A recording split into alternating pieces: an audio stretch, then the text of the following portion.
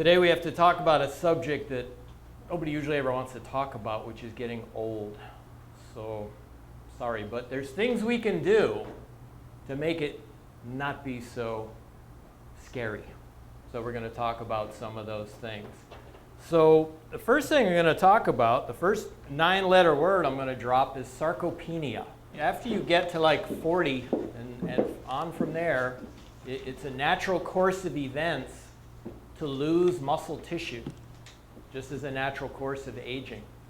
That can be further, that can be exacerbated or accelerated if people are sedentary. If they have a sedentary lifestyle and they're not using their muscles, along with just the fact that you lose muscle tissue as you get older. Now you get two sides coming at you at once and you're losing a bunch of muscle tissue. Now if you lose muscle tissue, you're going to lose some ability to function, because the purpose of muscles is to produce movement. So the less muscle you have, the weaker you're going to be, and a bunch of other things are going to happen as well, but that's a big one. So, as people get older and you hear about people falling or not having as much energy and taking naps all the time and all these different types of things that we associate with aging, well, sarcopenia plays a big role in that. So you're losing, your engine is losing horsepower every single year. After age 40, typically most people lose, you can lose up to half a pound. What is it, Patty? Half a pound? It's 5 pounds a decade, so half a pound a year. Yep. Half a pound a year Yep. of muscle. So, over the course of 20 years, that can be very significant, naturally. And then on the page of your handout there, I underlined in the middle there, with aging and inactivity, most atrophy, which is muscle wasting, that just means your muscles are getting smaller, is seen in the fast twitch fibers, which are recruited during high-intensity anaerobic movements. That was interesting to me because you have two different types of muscle fibers. You have slow twitch muscle fibers, and you actually have two types of fast twitch muscle fibers. And they really aren't different in the way they sound different. It sounds like one twitches slow and one twitches fast. And to an extent that's true, but it's in milliseconds, so that really doesn't matter. But what's significant is slow twitch muscle fibers, when you start exerting yourself, slow twitch muscle fibers always get utilized first. They're more endurance-oriented muscle fibers. Then fast twitch muscle fibers are more heavy exertion for a very, very short period of time type muscle fibers. So if you're working out in here, on reps number 1, 2, 3, 4, and 5, you're probably using more slow twitch fibers than fast twitch fibers. But as you get to the end of your set, it's getting really hard, and you're doing reps 10, 11, and 12, now your fast twitch fibers are kicking in, now that your slow twitch fibers are all fatigued. And that's the progression of how muscle contraction works. It always goes in that order, slow twitch to fast twitch. Well, as you get older, your body figures, well, how much of this heavy stuff is an older person going to do? So the first thing to go, as I've talked about in the past, you get rid of the expensive stuff first. Well, fast twitch muscle fibers are expensive to your body from an energy standpoint, so they go first. Wouldn't it be a good idea if those are the ones that Father Time is targeting, those fast twitch fibers, wouldn't it be cool if we could target them with what we're doing and try to hang on to them a little bit better? And lo and behold, this type of training that we do here, high intensity training, that's exactly what we do. Now, if you flip the page, you get a graphic presentation of this. This is a cross section of a thigh. And the white part around the edges of the circle is skin and fat tissue.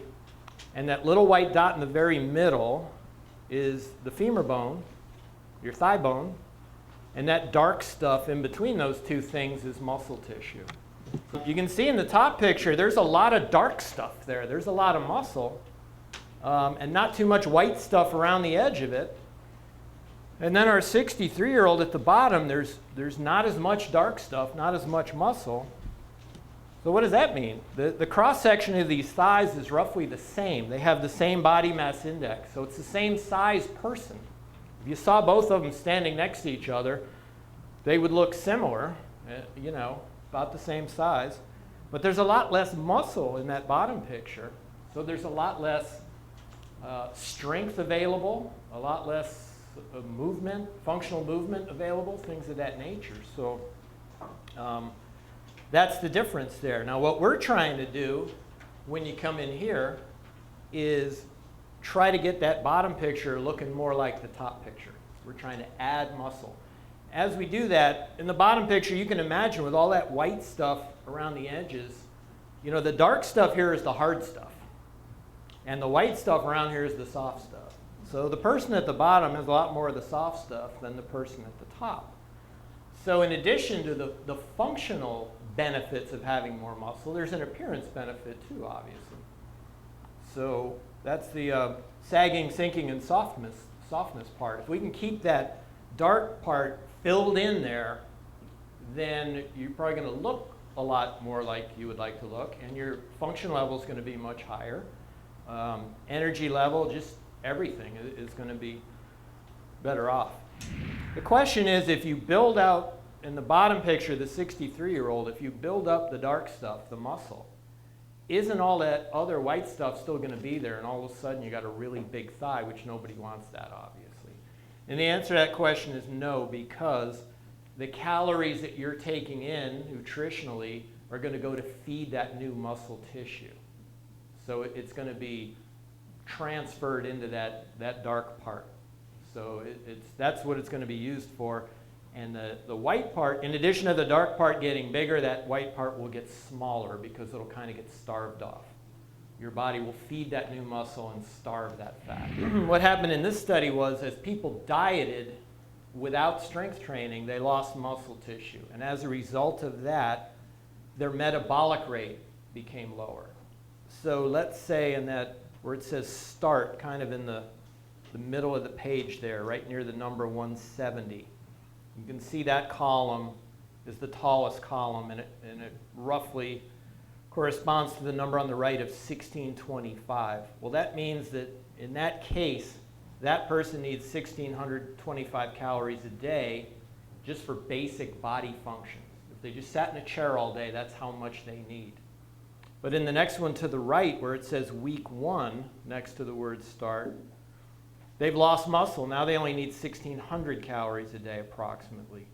And then the next one's lower, and the next one's lower, and the one in the 12-week column, they're between 1,500 and 1,525.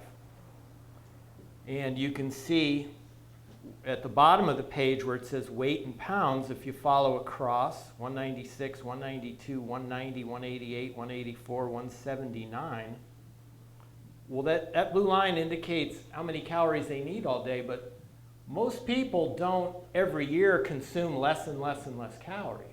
Most people consume roughly the same number of calories all the time.